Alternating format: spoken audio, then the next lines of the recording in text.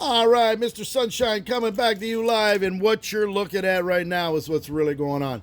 Here you go. You've got your brake valve. This is your the needle in there. There's your bypass valve. There's your spring.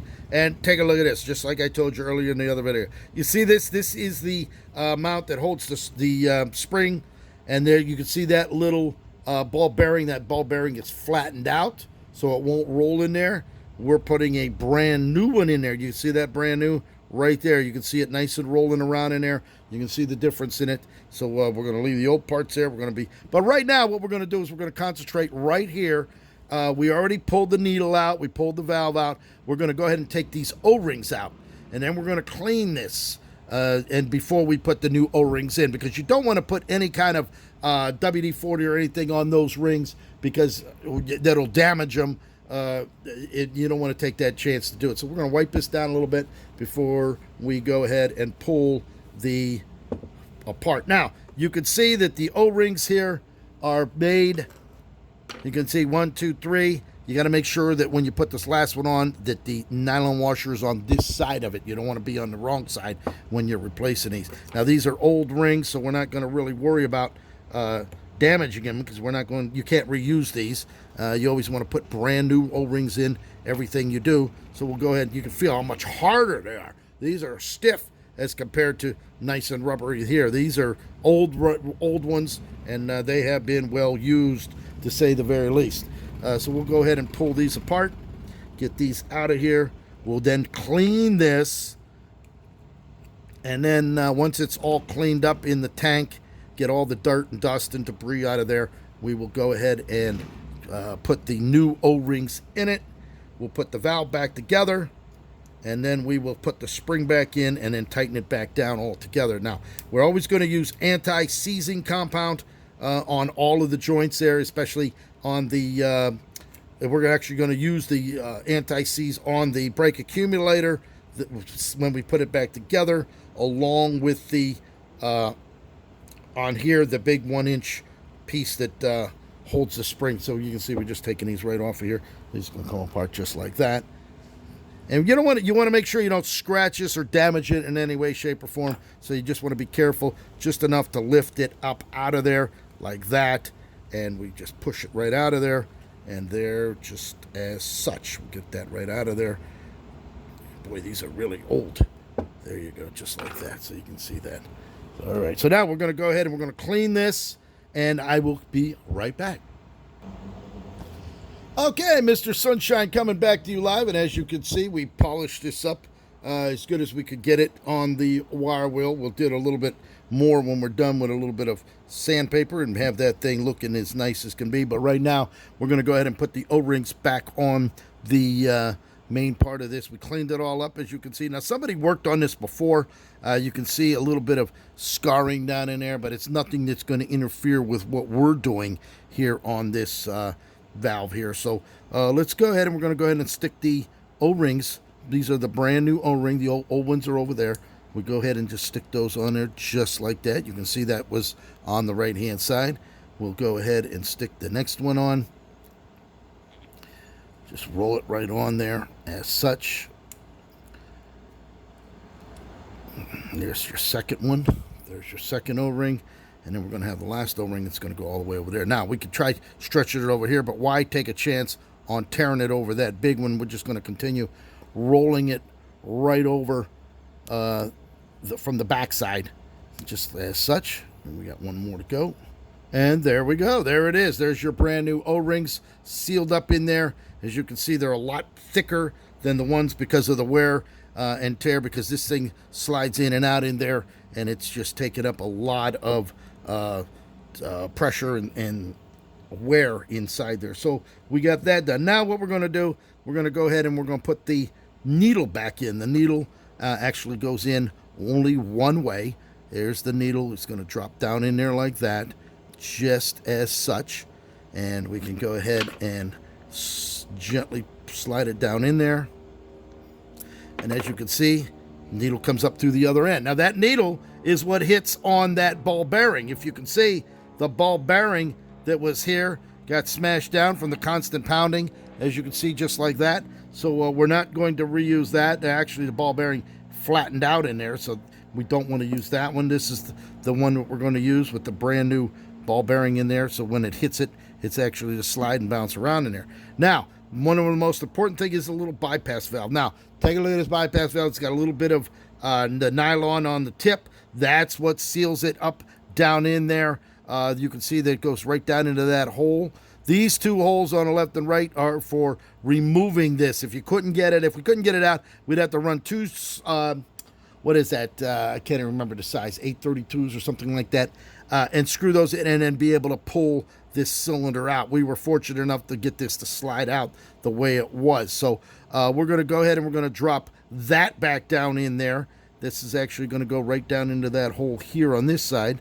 It slides in and out, which is good. So we don't have a problem with it binding up or anything like that, because once that's in there, that's what lets the fluid bypass when it's coming up through the top there. So we just gently shove it back down just like that. There's a spring. This is the brand new spring. We have the old spring over there. So we're going to go ahead and put that spring right in there just like that. So we're ready to go here. We now are going to put the... here was the old cap. You see the old cap here, how beat up it was? This was an aftermarket, obviously. This is not the regular cap that should have been on there. This is the actual one right here. So as you can see, this one, for some reason, you can see how it all smashed up in there and got bound up in there. So we're not going to be using that. Naturally, we're going to be using a brand new one, which slides down there just like that. That holds the springs down and the pin that's right here from popping back out. So there we go there. So we have that in. And now what we're going to do, we took the old aluminum washer. This was the old aluminum washer off of the bottom of this right here. You can see the brand new washer right here. I stuck on them. I'll leave this loose because when they put the nut back on, they're going to tighten it up and it'll smash it together. This also comes with this one here. So depending on where I'm giving him a new valve, it's going to come with it as well. So he'll be able to determine which ones are, because the customer took it off himself. And then the old line here that he already found a new one to replace this. You can see how it got smashed when he removed it. Went down into one of these holes here, which we will put it back in, and he will be able to use that again when he goes to put the new one back in. So we'll just leave those aside as is for now as well. So we cleaned everything up, so that's all cleaned and ready to go. And now what we're going to do is we're going to go ahead and slide. We're going to put this back down in there. This was actually this one here. We're going to clean this up. It just took me a moment to clean that. We want to keep that nice and clean. I'm going to use a little bit of brake cleaner on that to get that all cleaned up. As such, make sure it's nice and clean. You don't want any dirt down in there. That little bit of dirt, one little grain get down into that valve, clog it up, and then you're going to have a real problem. It won't be sealing properly. But this being the spring, basically the spring retainer, we're going to go ahead and put this back down inside, down into the bottom, just as such. There was no spacers or nothing in there. So there, we're going to make sure it's the right side up, just like that. So then we're going to go ahead and put our spring in. We'll actually give the spring a quick little cleaning before we put that in. Wipe it off. Now we cleaned the valve real good inside. We cleaned it with the parts tank, and then we went ahead and cleaned it out with the brake cleaner and then blew it out. So all the dust or debris or any kind of dirt is all removed from that. And when you're cleaning the spring, you want to make sure you clean the inside as well. You know, you just can't wipe just the outside. You want to make sure that it's cleaned inside out and in between the grooves there, so we keep the dust or the dirt out of the brake fluid. And again, the only brake fluid you can use on these Rolls Royces is RR363, Castrol being the one of choice. So we'll go ahead and now gently. Well, as you can see, it's still there. We're going to stick that down in there like that. And then we're going to go ahead and put our brand new, this is our brand new, this is the old one. You can see the old one here with the flattened out. This is the brand new one. We're going to stick that down in there. Make sure that it goes the right way, just like that. And then we're going to go ahead and put our spring down in there. Yeah, the spring's already down. That goes on. And then this is what rides on the needle. So we're going to make sure we push that needle back down ever so gently, just like that. It goes in nice. And we actually got to put the spring back in there. So we're going to go ahead and we're going to push this back down inside as such, like that. We're going to put our spring back in because the spring fell out with that plate. That plate merely holds the springs and the pin down, just like that. So that's going to stay in there like that. All right, so now what we're going to do, we're going to go ahead and put this back into vise, because what we're going to do is we're going to go ahead and push this back down in, get our screw in, but we're going to put anti-seize on here. We're going to put the anti-seize on this, so when we go to screw this back down, it won't get galled up. So later on down the line, 80, 90 years from now, when they need to take it apart, it won't be all galled and seized up. So I'll get that right now. Okay, coming back here, we got our anti-seize. We're going to go ahead, pull that out. We're going to go put and cover these. We're going to put some on these threads right here. Put it on there nice and easy. We're not going to hurt anything as far as the rubber, because the seals, the seal and everything is inside behind the valve, so we'll be in good shape there as far as that's concerned. So we're going to go ahead and put this all the way around, just like that. And we'll be ready. We'll put that back away. Set that aside.